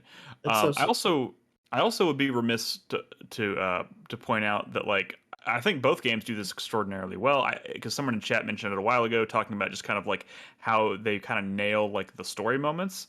I'm still pretty early. I know there's a huge set piece moment that everybody's talking about. I don't know what it is. I haven't gotten there yet, but I'm very much looking forward to it. There's a few. Which one? Yeah, I know. I mean, I don't know. I don't want to talk about it because have I you? don't know what Okay, it hang is. on. Okay, calm down. Have you left Kobo yet? Yeah, I just came back to Kobo for the first time. I did the Shattered Moon of Kobo, and then I flew back to Kobo. And it's now So- nighttime for you, right? you went to It's not nighttime. you went This is where I'm at right now. I did this today. you went to Jeddah and then you went to the Shattered Moon I went to Jeddah, the Shattered Moon of Kobo, and then back to Kobo. Cool. Yeah. Yeah. Cool. But so let me just really quick aside. Back in the day when I was a really big Star Wars fan, I somewhat cooled on it after a while, and I don't know what precipitated that necessarily. But back in the day, I would read the Star Wars book. I read like almost all of the pre-Disney Star Wars books. No, and I used it. No, A lot of them. I didn't say all of them, but there was a lot 800,000 of those. Like, no, I probably read about 70% of them. I read a lot. I thought you said almost all. That's crazy. yeah. Okay, sorry. that doesn't sound- 70% is You're a a pretty good sick sizable fuck. chunk. Did you? If at I knew that least- to be true about you, I wouldn't be friends with you. You sick fuck. Go and ask Joel, because Joel back in the day, I got Joel into reading because Joel is like now a huge reader, and I don't read as much as I used to anymore. But I got Joel into reading because I was reading all these Star Wars books, and I was giving them to him, and that's how he got into it. The point is, I used to read these books all the time, and I kind of fell off of it for a while, and then whatever happened, I became kind of lukewarm on Star Wars after a while. And I think a lot of it had to do with how Rise of Skywalker ended. But whatever. The point is, Fallen Order got me kind of super hyped, and I was like, I want to keep this train rolling because it feels good to be into Star Wars again. So I was like, I'm gonna go to Barnes & Noble and pick up some books. So I went to the community, I went to Discord, asked for some recommendations. I got a few people to give me some ideas because I haven't read any of the post Disney like new canon books. So somebody recommended the High Republic series, and I picked up the first one, and they said it's like probably their favorite Star Wars book. So I picked that up, I started reading it, and The Light of the Jedi. The Light of the Jedi. Started reading that. That book is great so far. Like I'm really enjoying it. And then I start playing this, and there are direct tie-ins to the events at the beginning of Light of the Jedi that are in this game. And I'm like, and it just seeing that connectivity feels really, really, really good. Like seeing them reference things in this game, and I'm like, I know what the fuck they're talking about. I'm reading the book. Like that is such a like I haven't had that kind of experience with Star Wars in so long. But like the High Republic stuff is really, really, really interesting. And like so far, like I don't even feel like the story for me has even really got going yet. But like the things that have happened, the things that have transpired, are very interesting and tying into an era of Star Wars that I know almost nothing about. That's why I'm reading that book, and it's great, man. It just feels really good to be this excited about a Star Wars thing, because I haven't in a while. Which is also why I started watching Andor. Well, I mean, I started watching Andor because everybody recommended Andor, obviously. But I mean, Andor's pretty good. Absolutely special. I mean, it's Andor's probably the really most special so celebrated far. Star Wars thing in the past 5 years, from what I understand. For good reason. It Past 5 is years, I'd say like just period. You could probably put a period on that sentence. It's. I have two episodes left, but it's great so far. I'm gonna try and finish that tomorrow, by the way. But yeah, I don't know, man. It's really fun. You mentioned character customization, and Yes. you know what a hopeless bitch I am for character customization. I do. I fucking love it. And it's really good in this game. Like the fact that they, last game they let you build your lightsaber and you had some options. They brought that back and expanded it. They gave you a whole bunch of different costume options. We were having actual arguments about how our cows looked, and that's great. The fact that they let you just like build a blaster from scratch with different parts, like that's rad. Yeah, I have built a blaster onion, that man. I think that's a layer of the onion I didn't know was there, and I was like, what the? I have built a blaster and a lightsaber that I think are like the coolest examples of each I've ever seen in Star Wars ever. Like, just Yeah, the that's pretty. fucking dopest. It's so cool, and it serves no purpose beyond cosmetic. No reason to engage with it if you Yeah. don't want to, but like, god damn, am I happy it's here. And I find those as, rewards for exploration to be very fulfilling, and Yeah. has really gotten me to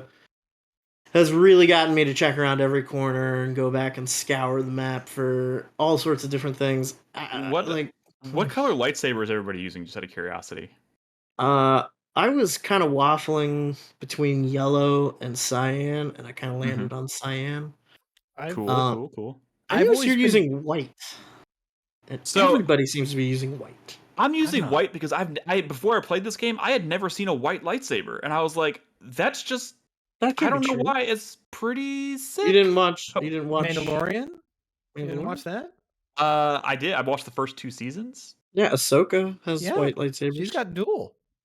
I forgot she's even in that. I'm gonna be totally Shut honest. up! No, That was she- like one of the best episodes of season 2. Yeah. No, you're right. You're right. Now that I think about it, you're she's right. getting her own series pretty soon, so like you I better know, pay and attention. I'm excited. I'm officially excited about it now. I wasn't before. Like that's what I'm saying. Like one thing I just really appreciate, and I know this is very personal as far as like how I relate to Star Wars, I guess, but like part of the reason I'm just having such a good time with this game, aside from the fact that I think it's just a really well designed game, is that it's somehow managed to kind of reignite my love for Star Wars. And I've been trying for years to like, I mean, I've always been like a Star Wars fan, but like I just haven't felt the fire in a long time. And I've that's why I was like, I got to keep this train rolling. I'm going to go buy a book. I'm going to start reading the book. I'm going to watch Andor.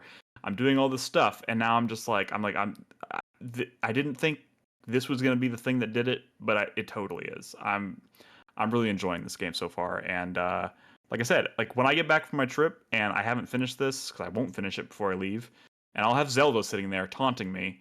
But I think I'm probably going to spend more time playing this before I pop in Zelda, which is crazy. Is a choice. It is a choice, but it is a choice I think I'm comfortable making because I feel like I'm going to be thinking about this game the entire time I'm on vacation. I mean, not while I'm, you know what I mean. Like when I'm thinking about games, this is the one. This is the one I'll be thinking about. I'll be thinking about my vacation while I'm on vacation. But when the few Where are moments you going? We're going on that Alaskan cruise that we were going to go on for our honeymoon. What? We were Alaskan cruise? We were going to do that in 2020 for our honeymoon, and then COVID happened. Oh, so wow. we canceled the thing. I went on an Alaskan cruise once, and it was really fun. I think you guys have a good time. I was like braced. I was like, oh, guy's gonna say it sucked. No, it was really fun. It was really fun. Did you see a whale? Yeah. We saw whales. We went whale watching, saw whales. The thing I remember most though is there was a day where like we didn't disembark from the ship. We just spent half a day going up like an inlet channel that ended in a glacier. Yeah, and there's just like giant chunks of ice and shit in the water, like on the way up to it. Like yeah, I don't know. That was really breathtaking. It was really beautiful. I'm super excited. So I won't be thinking about Star Wars when I'm in Alaska doing things for vacation, but you know what I mean. When my brain wanders and I think about like, hey, video games are still a thing. Those are pretty cool. This will be the one. You're just gonna pull up an episode of Andor on your vacation at night. No, I'm gonna finish that tomorrow. But I am bringing my book. Wait, you're gonna finish it tomorrow? How far are you? I have 2 episodes left.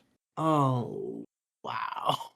Yeah, dude, it's getting good. Oh, wow. It's getting good. I fucking told you. You were right. I didn't think I never thought you were wrong, but you know. Yeah, but you didn't understand how right I was. You're right. I didn't. Andor does things that I didn't think were possible for Star Wars to do, and it feels great.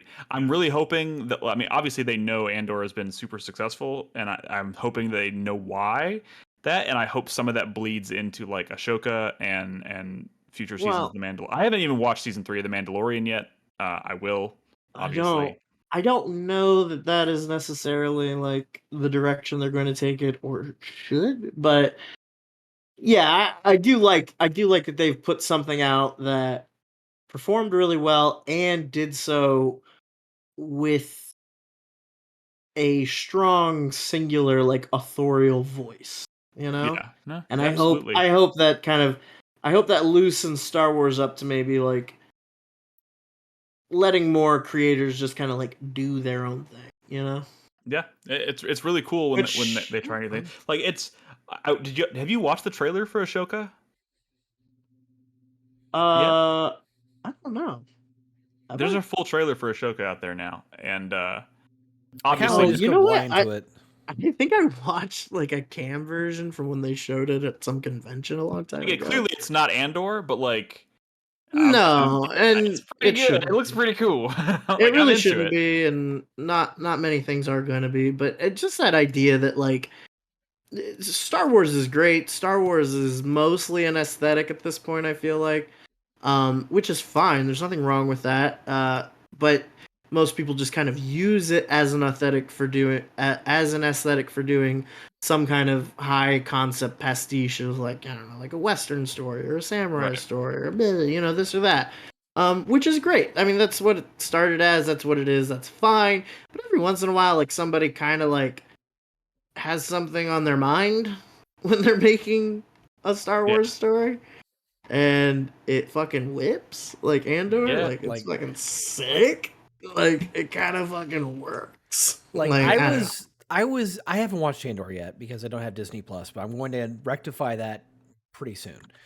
But like I was hyped for Rogue One because I wanted to see a Star Wars film that was a fucking war film. Like do away with the fucking space wizards and the lightsabers and shit. Like just give me a fucking war movie. And I didn't quite get that, it's but pretty close. everything I'm hearing about Andor is tickling my fancy. Andor Yeah. is very special because it's like Well, it's like a heist created. film. It's like a I don't. I'm sure Andor Crispy could was describe the genres a little bit better than I could, but well. Andor was it's created by refreshing. the guy who wrote Rogue One. Oh, really? Is it Yeah. wait, Gary Whitta? Didn't Gary Whitta write Rogue One? No, fucking God, why would you fucking do this to me, Nicholas? I'm sorry. Why would you fucking just be wrong You about can that? probably turn off the Star Wars footage. I think we're Tony Gilroy. Oh, Tony Gilroy. Okay, Okay. yeah. So yeah, Tony Gilroy. He co-wrote on Rogue One. Yeah. Right. Yeah. And that movie had a pretty famously troubled production. Mm-hmm. Doesn't help that and the director was less than stellar. Who was the director? Gareth Edwards. Gareth Edwards. Oh. He had promise and he fucked it up. Well, I don't yeah, know. come I don't on. know. I do think Rogue One. To people expressing some like really antagonistic views about specific Star Wars movies, and I don't want to. I don't want to. Well, I don't want to get there. But like, I do think Rogue One is an imperfect film that has like actual problems, and there are actual things about that movie that I really don't like. I don't think it's a bad movie. I think there's some really weird creative choices, especially towards the end, that are made that kind of overshadow a lot of what's really cool about that movie. Yeah. In a not so positive way, but whatever. Like, all I'm saying is, if you think that the Vader scene is the best part of Rogue One, I just wish that may be true, and I really wish it wasn't. Because there's a lot more going on there. I don't feel that way about it. I know, but that's like what remember. people fucking talk about. It's like that and the attack on Scarif at the end, and that stuff's great. You can kind of tell that there might have been a little bit of like. There might have been a little more of the like kind of I don't want to say quieter because that sounds boring, but like that really is the best word, like quieter things from like Andor in that movie, and they kind of just like gutted it and we're like, no. And then gave him a TV show and said, here, you can do your like two people in a room talking shit in this. And he did that, and it's amazing. Incredible. Like, and it's really compelling. But yeah, I don't know. It's like I think Rogue One's not my favorite movie. I feel more positively about it. I do think I am going to rewatch it after I finish Andor, just because I can't remember a lot of the.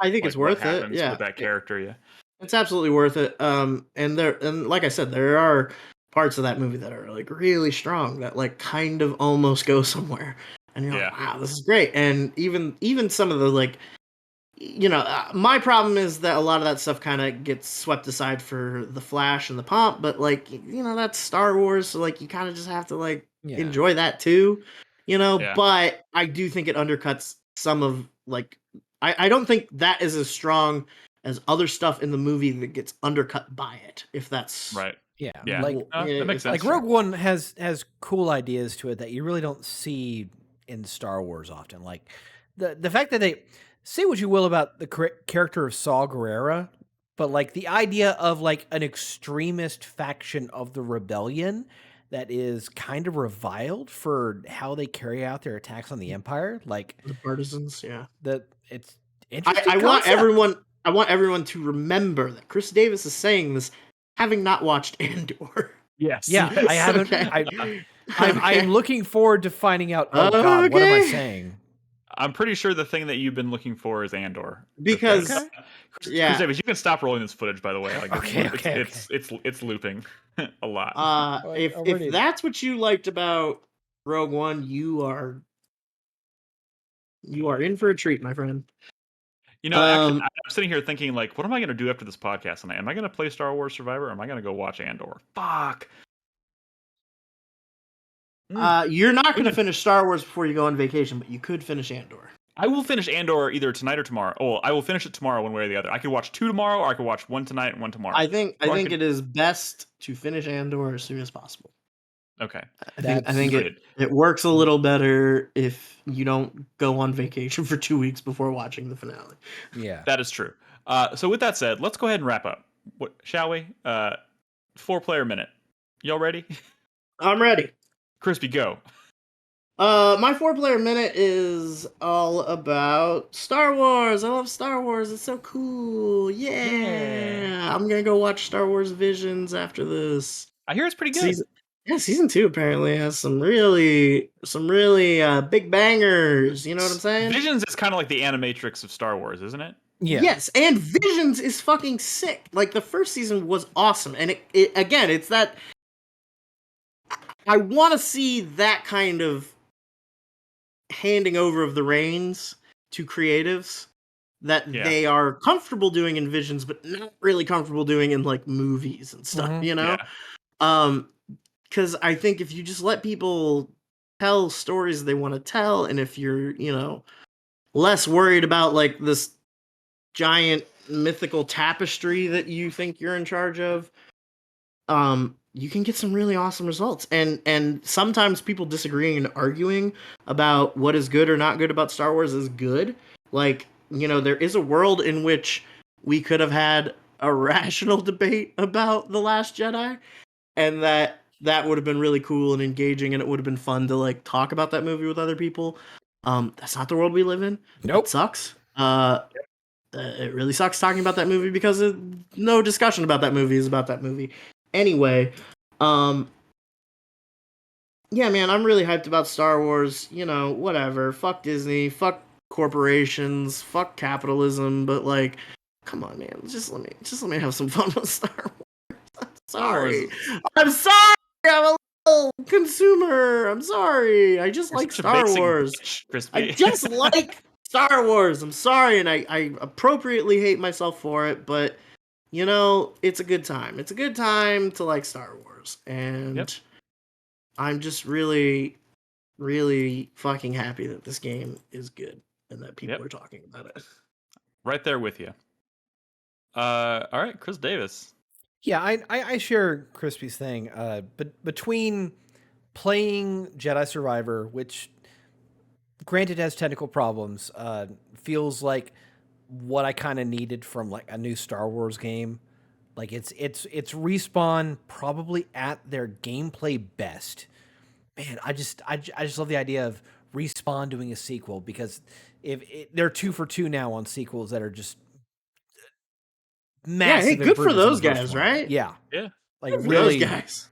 They really know how to do sequels. Apparently, they also have 2 more Star Wars titles in the works too. Yes, and that are not sequels to This. Fallen Order. They're their own things. Yeah, like one of One's them. a first-person shooter, I think, and the other's a strategy title. yeah. And that's interesting to me. I mean, I'm You- cool you with think that. it's I'm cool just- with that. You think it's just holotactics? So here's the thing that we didn't get to talk about holotactics, but suffice to say that's a mini game that's in Jedi Survivor that is It's one auto of chess, basically, right? well, auto chess, I guess, but it's like you deploy units on a field and you just let the AI that normally you would fight just take over and fight one another. That sounds like auto chess. That's what But yeah. auto chess is. Yeah, auto chess is an idle. Like it's all about positioning and unit selection, I think. Okay, I I've don't never know. actually known what auto chess is, and like That's why it's called auto chess. I I was like, I didn't know we were talking about an actual thing. I just assumed chess, but automated. Like that's what I thought we were going for. But okay, anyway. well, now I might be an auto chess fan. I never even knew it. But yeah, the tactics minigame really fun in this. That's cool. But like this has been okay. The strategy title, by the way. If it's a Star Wars project, like I think we have two very good options here. I think What is a Star Wars project? Pretty sure. They're doing Star Wars projects, but they didn't specify that the strategy title is a Star Wars project. Oh, okay, gotcha. Yeah. Oh, they didn't? As far as I know, they haven't. haven't. So if it is, we got two possible scenarios here. We get Empire at War. We get a modern take on that, which that's not what's happening. That's probably not what's happening. Or the more exciting aspect to me is what if it's like a new take on Rebellion? Because Rebellion was fucking cool. Rebellion like an FMV game? Am I misremembering? You're thinking of Rebel Assault. Oh yeah, Rebel Assault was which sick. I was trying to convince Nick to buy that and play it because Rebel Assault 1 and 2 are kind of cool. I remember renting a PlayStation 1 when I was a kid and playing that game and being like, oh, fuck yeah. Rebel Assault 2, just so you know, Nick, was the first new recording of footage of Star Wars property after Return of the Jedi. Gotcha. So they made a whole FMV game out of like them just doing a Star Wars mini movie. Nice. It's really good. It's pretty for its time. It's really good. Yeah. But no, the strategy thing is that it's either Empire or it's Rebellion. And Rebellion was basically Star Wars doing Civilization, in which you're building up either the Rebellion or the Empire, and you are doing diplomacy with all the planets and systems in the galaxy, building up your resources, building up fleets, sending all the main characters and side characters of the original trilogy canon out on missions to like do subterfuge or get force training or do research. It's a lot of fucking cool shit that they've never done again. But if Respawn did this, oh my fucking God, this would be the most hyped project of the next decade for me. You know, that would be pretty cool. And, you know, I hope for the best for you there, Chris, but it's going to be Holo Tactics, right? I mean, come on. I have no issue with that idea, but it's going to be like a phone game, I bet. Oh, God. I mean, they can't have that many, they can't have that many irons in the fire. This is still Respawn, okay? This is still the Apex Legends guys, like...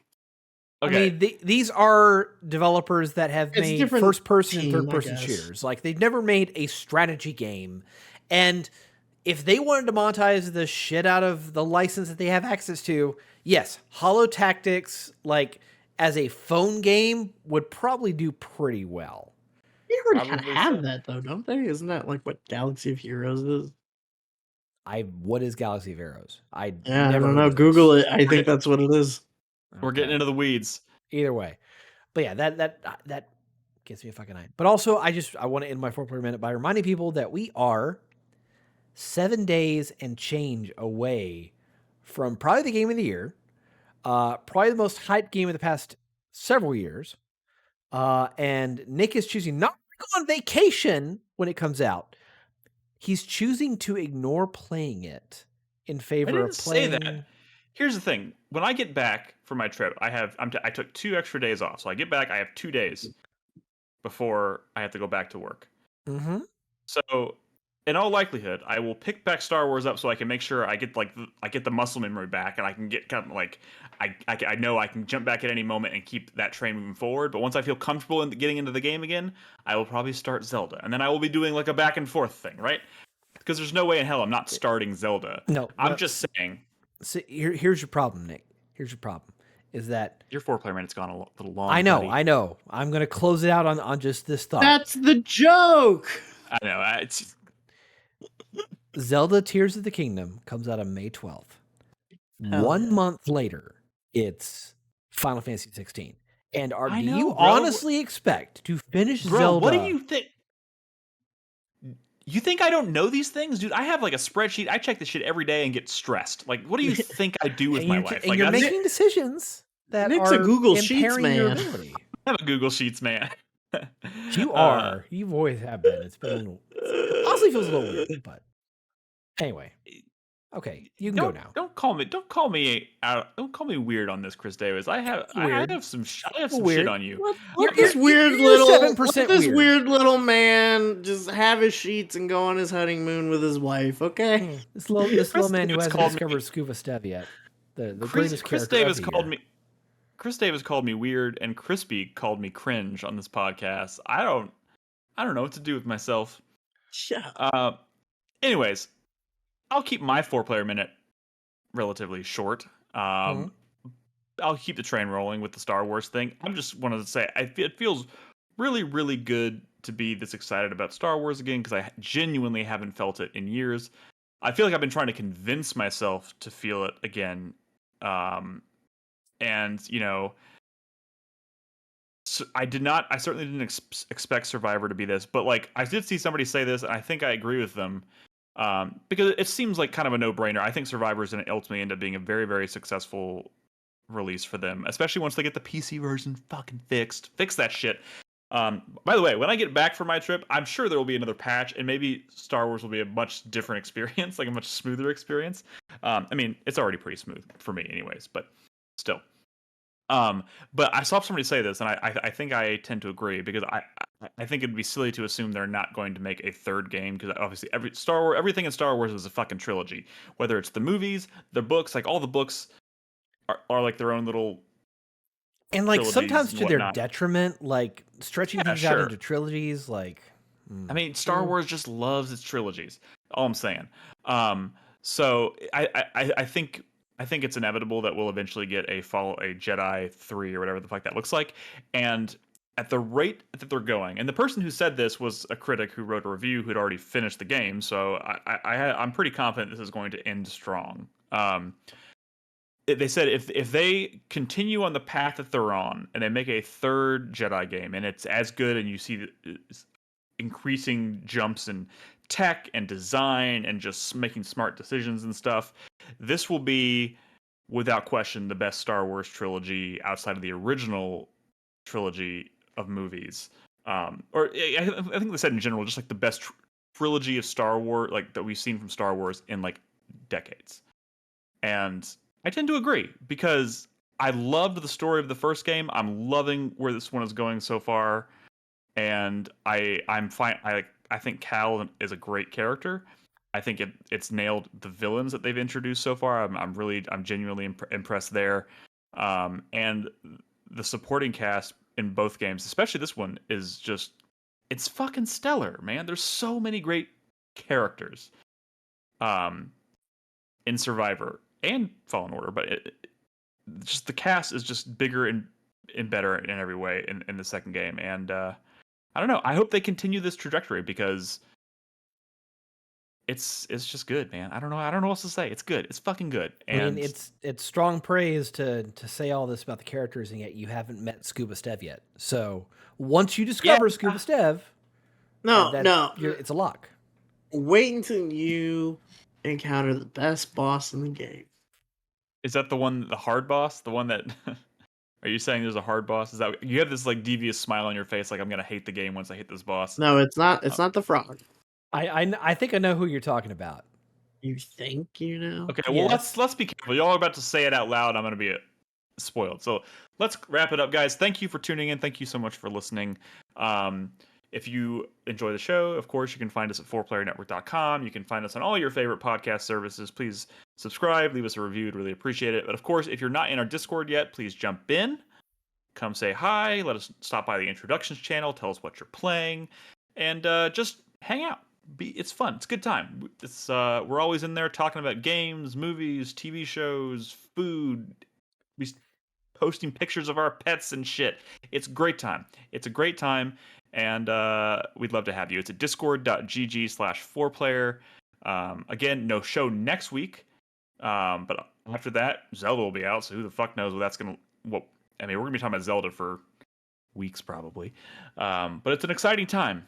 It's an exciting time to be playing video games and to be into video games. So, in the meantime, everybody, be good to each other, play video games, and have a wonderful evening. We will see you next time. Good night.